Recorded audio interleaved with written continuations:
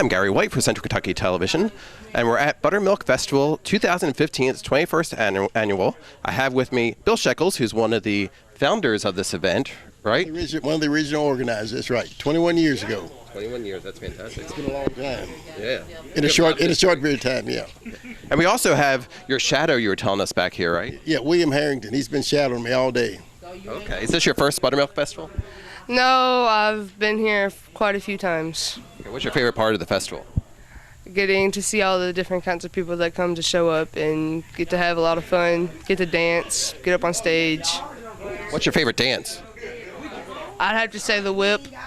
Okay, we had somebody up there trying to demonstrate the whip. So when we're done, William back here is going to demonstrate that for us so you know how to do it. So after we're done talking with Bill here. Now, this is the 21st year for this. This all started as kind of like a family reunion for the neighborhood with your Kind of family. like a little backyard cookout. When my brother was going overseas, he was going to be leaving and wasn't going to be back for another year, so we had a little family get together for him, and we said we'd have another when he got back. So as he did, we came back a year later, and about this time of year, and we got all the groups together, and more people came. And this is the old Buttermilk neighborhood where we live here now, which is kind of growed up, and not many people still live back here. But we decided we'd have a little reunion, and the next year we did, and more people came, and then people started having their family reunions around this weekend, and it just got bigger and bigger, and then it evolved into the 3-day event with the homemade wine tasting, wild meat cookouts, kids street dance, and now we've got a major street concert that goes on starting around 4 o'clock that brings in a lot of international groups that come in and play, and local groups as well. And it's just been an evolving thing. It's been great for 21 years, every fourth weekend in August. So it's been great. I know I got to talk to this year's Little Miss Buttermilk, because you had a pageant too, right? Yeah, we even a Miss Buttermilk pageant has evolved up around this area too, around this activity. So, and this is going on right now for the Kobeck building on East Muir, and they're crowning kids from toddlers to misses. So it's and this is a preliminary event for the state competition in November. So, and several of our contestants that have won in these pageants have went on to win national awards. So our Buttermilk names kind of got out there a little bit. So. Now you said it's named after the neighborhood. How did Buttermilk become the name for this area? Oh, it was Buttermilk long before I come along, but this should be an old farming community over here, right across the street where St. Monica's Church was.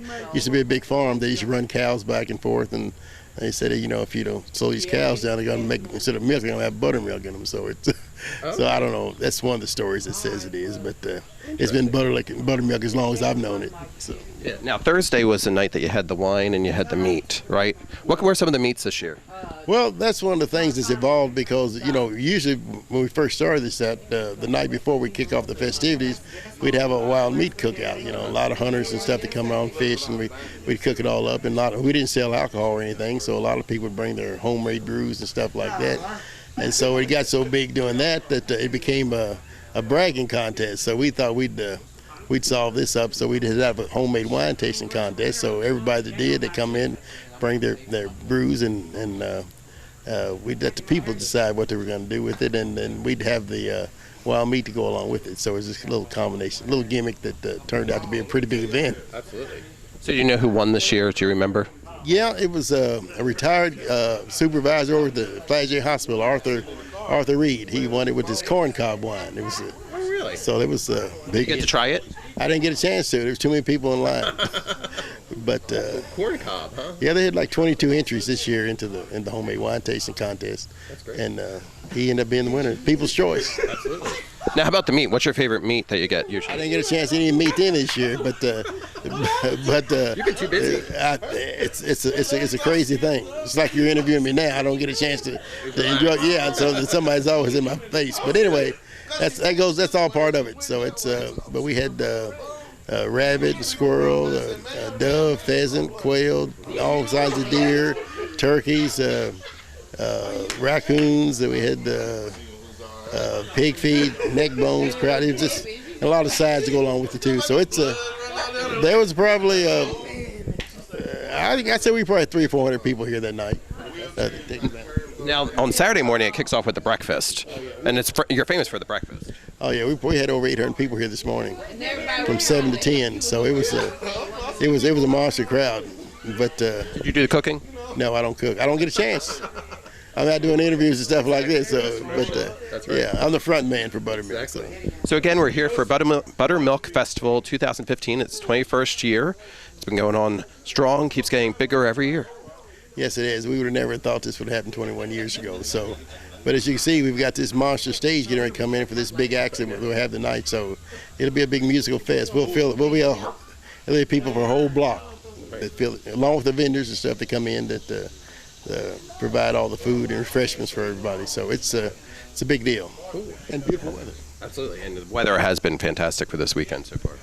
Oh, yeah. So we're looking forward. Great. And now we're going to close with somebody demonstrating one of the dances that they're going to be having out there with the street concert, right? Okay, you can take care of William. He's a showboat. He's a show dancer. Okay, thank you very much. Thank you, Gary. Hi, I'm here now with Tiny Miss Buttermilk 2015. What's your name? Kennedy. Kennedy. Where are you from, Kennedy? Garfield. Where you say? Garfield? Garfield, okay. Now, you won the Miss Buttermilk pageant, right? What'd you have to do to win? Practice. Practice. Did you sing or dance or anything? I didn't dance, I didn't sing. You didn't sing? Do you sing? Nope. No. Did you dance?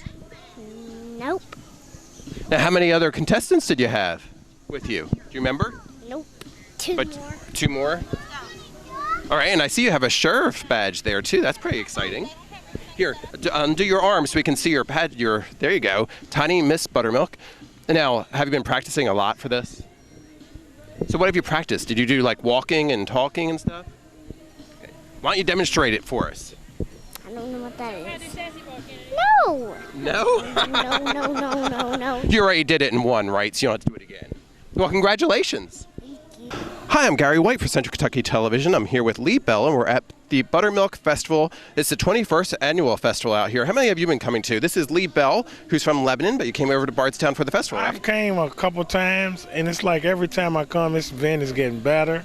The music is great. You got guys from Louisville coming with the trucks and all these barbecue places from Hodgenville, DJ, everybody's out in the streets dancing. It's one of the best events in this central location, man. I'm telling you. I know that a lot of people may not know about it, but if you get a little time, just ride on over here in Bardstown and check his festival out.